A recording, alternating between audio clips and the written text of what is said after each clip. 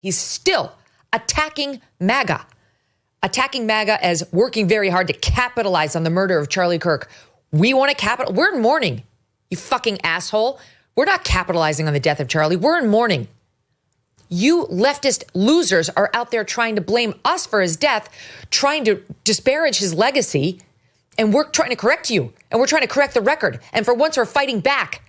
That's what you're talking about. You're just not used to it. We get to Wednesday, and Disney and ABC are now in meltdown because, according to The Hollywood Reporter, The Wall Street Journal, CNN, the phone lines were ringing off the hooks. They were upset.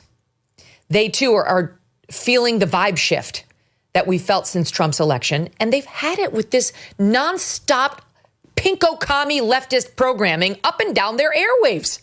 From The View in the morning straight through to Kimmel in the evening. And don't even get me started on David Muir. Then you had Brendan Carr go on Benny Johnson's podcast and say, enough is enough. Like, these affiliates actually do need to take seriously their obligation of protecting the public interest when they decide what goes on their airwaves, and they should stand up. It was him saying, look, we can do this the hard way or we can do this the easy way, which sounded like I will get involved if I have to, but he hadn't yet. And then they all started calling ABC saying, we're out. We do not want Jimmy Kimmel. We're out. We're not airing him tonight. Yes, there was the one group, Nexstar, which does have a merger that it needs FCC approval on. Got it. But then came Sinclair. They don't have a merger. They felt exactly as Nexstar did. We don't want him. And we certainly don't want him going back out there. Now we find out. And not only tripling down on the message, but turning it into yet another attack on MAGA. He was going to attack MAGA again.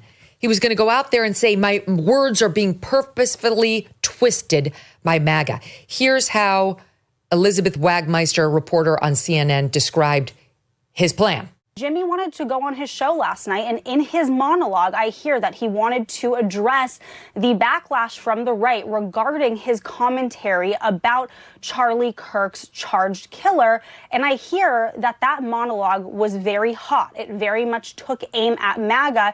And that is when the executives said, we can't have him go on the air tonight. Yeah, so Disney pulled the plug. They called Jimmy. They had been speaking to him for hours saying, could you please tone it down, you complete loser? Those are my words. And he wouldn't.